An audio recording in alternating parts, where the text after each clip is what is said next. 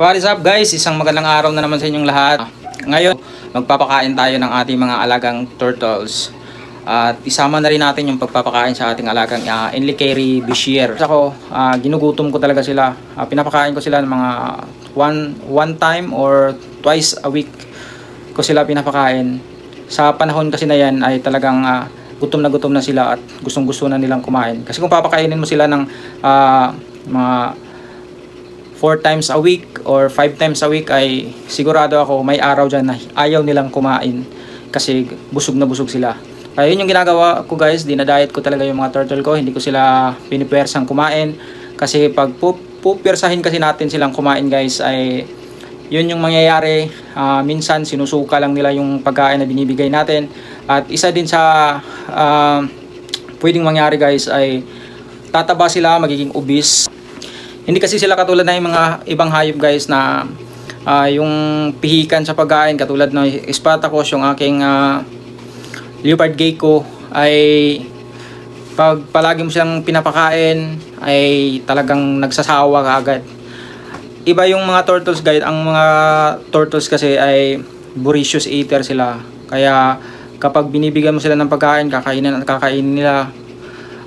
Maliban na lang kung talagang busog na talaga sila, yung tiyan nila busog na talaga, nasa feeling nila ay hindi na pwedeng lagyan ng pagkain, yun malamang isusuka lang nila kapag binibigyan mo sila ng pagkain. Kaya guys, ako dinadiet ko talaga sila at para din healthy yung ating mga turtles. So tara guys, handa natin yung kanilang mga pagkain na ibibigay ko sa kanila. Yung binibigay ko pala na pagkain sa kanila guys ay mga isda. Binibigyan ko silang isda. Hindi ako nagpapakain ng mga meat, yung mga chicken meat or iba-ibang klase ng mga meat. Ang pinapakain ko lang sa kanila ay isda. Sinanay ko sila na kumain ng isda talaga. Nung bata pa yung mga turtle ko guys ay binibigyan ko sila ng mga pellets. Pero habang tumatanda sila at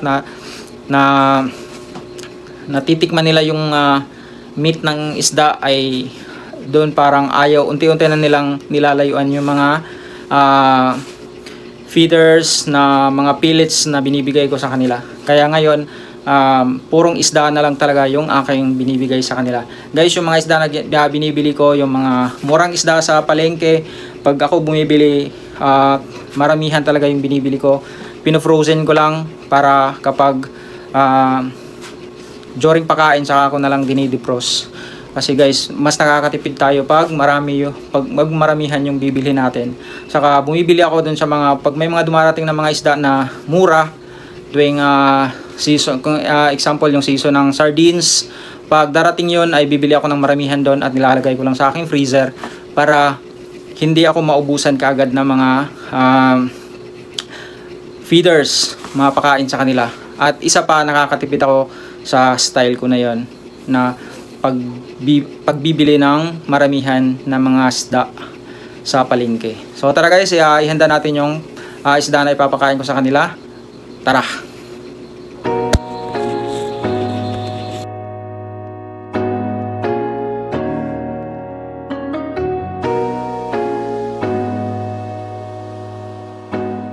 So guys, ang pinapakain ko pala sa kanila guys ay mga frozen na mga tamban or tawilis, ewan ko ano to sa inyo, sardines, frozen sardines. So defrost lang muna natin guys bago natin ipakain sa ating mga alagang turtles.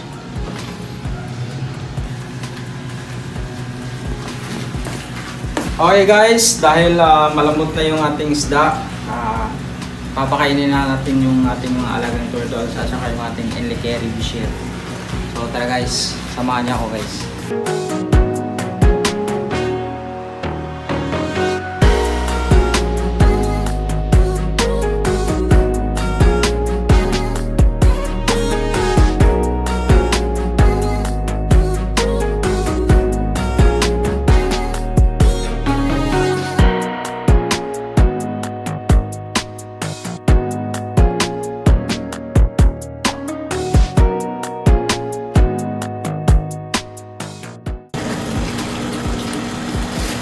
So ayan guys, ayan si Loki, yung ating alligator snapping turtle.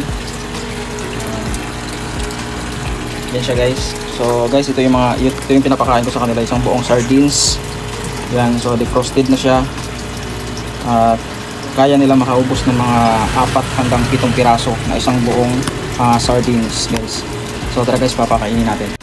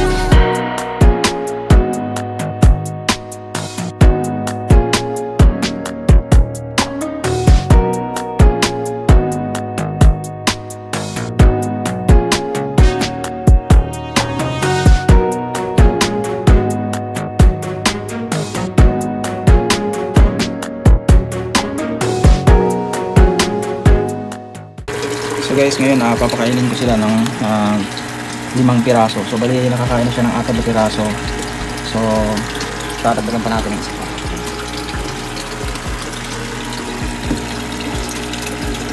Alright. So yun guys, tapos natin pakainin si Loki. Susunod naman natin pakainin ay si Slot.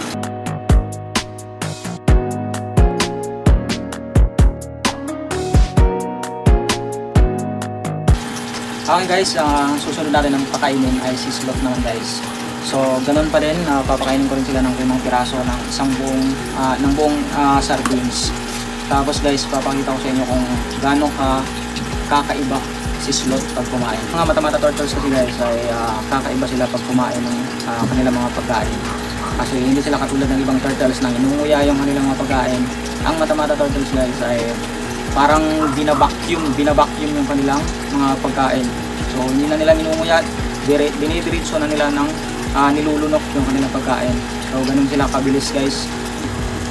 So guys, tara, tingnan nyo, panoorin nyo kung paano siya kumain ng kanyang pagkain.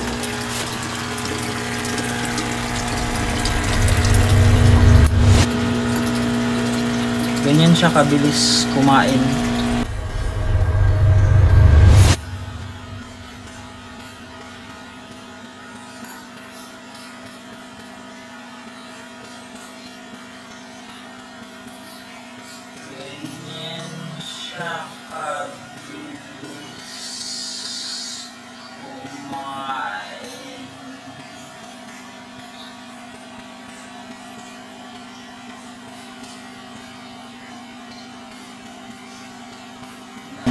Pagkain guys, yung mga mata-mata turtles, kakaiba sila pag kumain.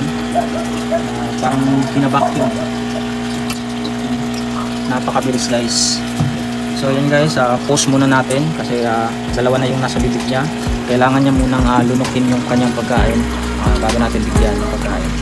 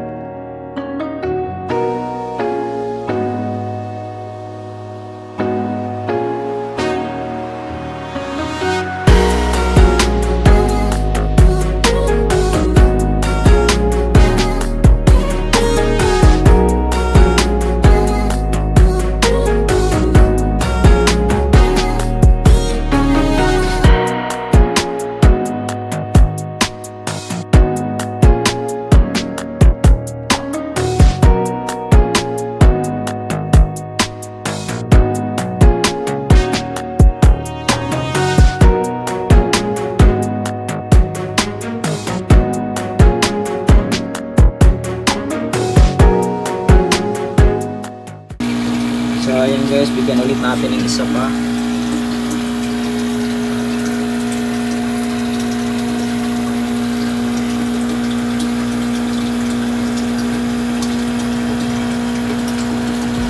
So yan, ayaw niya. So balikan natin siya mamaya. Guys, ang sunod naman na papakainin natin ay Jesus. Bali yung pinapakain ko sa kanya guys ay inihiwa ko ng mga maliliit kagaya nito. Yan, kasi pag buong sardines kasi yung binibigay ko sa kanya guys ay nagiging messy yung kanyang yung kanyang tank. Kasi grabe kasi sila kumain yung mga red earth slider guys. Kasi talagang hinangat-ngat nila yung laman ng isda. Kaya nagiging marumi yung tubig ng tank ng ating mga red earth slider.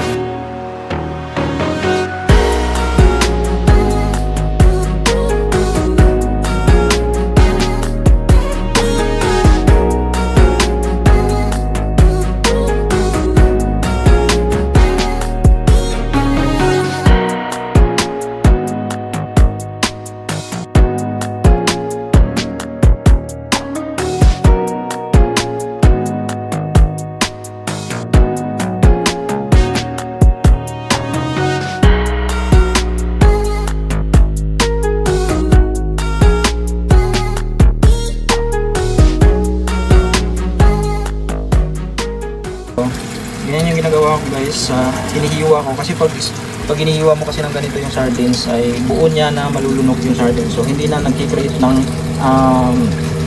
dumi sa kanilang tubig.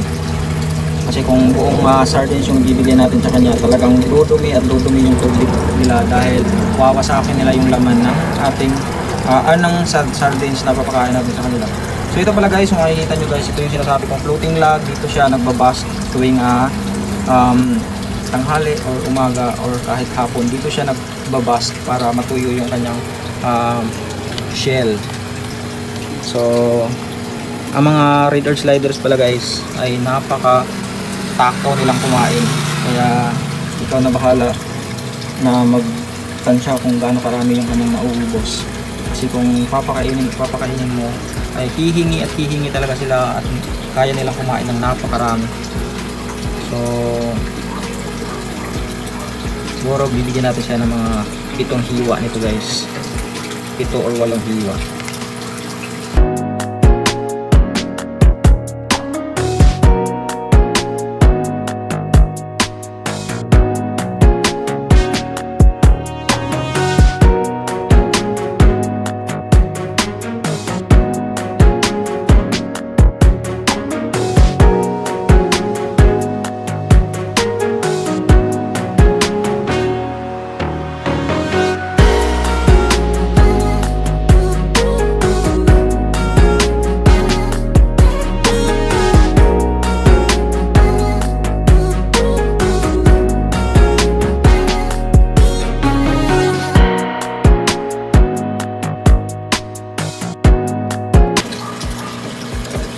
Ito sa last one.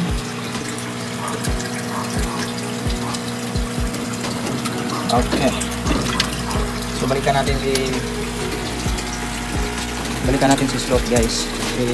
Apat pa lang yung nakakain niya, so bigyan natin ng 2 pa.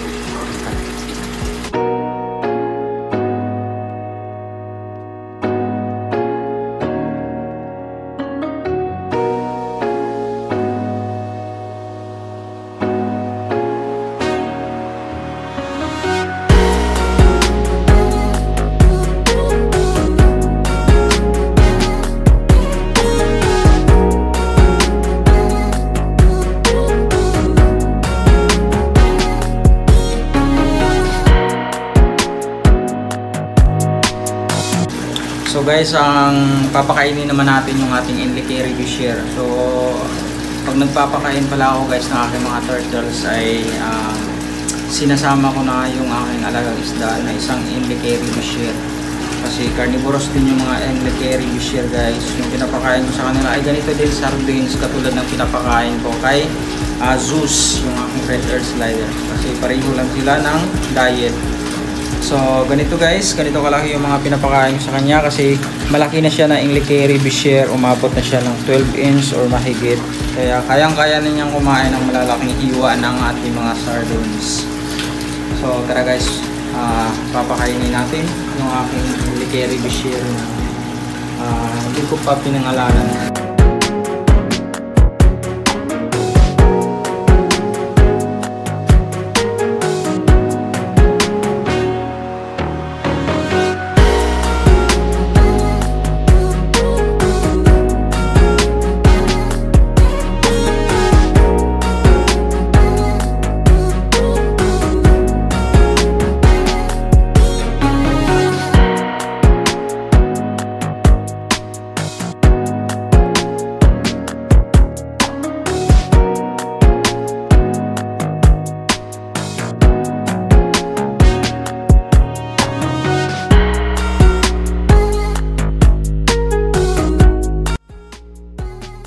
So guys, dahil mataas yung ating tank guys, ito ay bali 5 feet yung taas nito. Kasi 2 feet yung taas ng tank natin, tapos yung ating stand ay umabot ng halos 3 feet yung taas. Kaya ginagawa ko, meron akong upuan dito ako maakyat kasi hindi naman tayo matangkad. So yun guys, tara papakainin natin. Siguro bibigyan ko siya ng mga 7 piraso na slice ng sardines. Tara guys.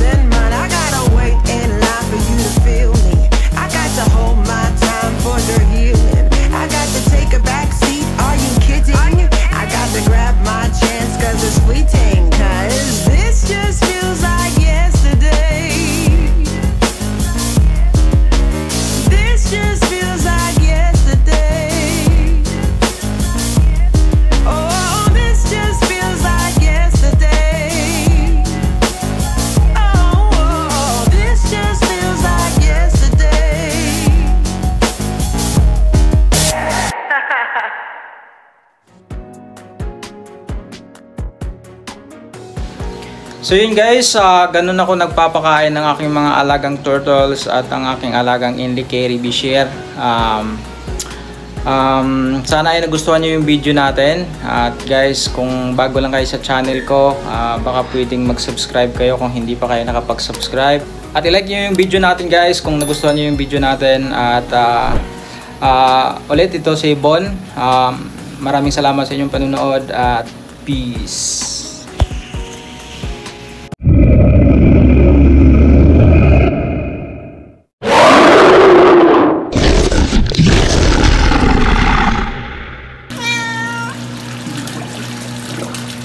So yun guys, meron din pabida-bida.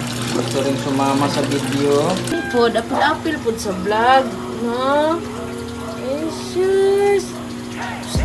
Kibol! Kibol-bol no? Kibol-bol!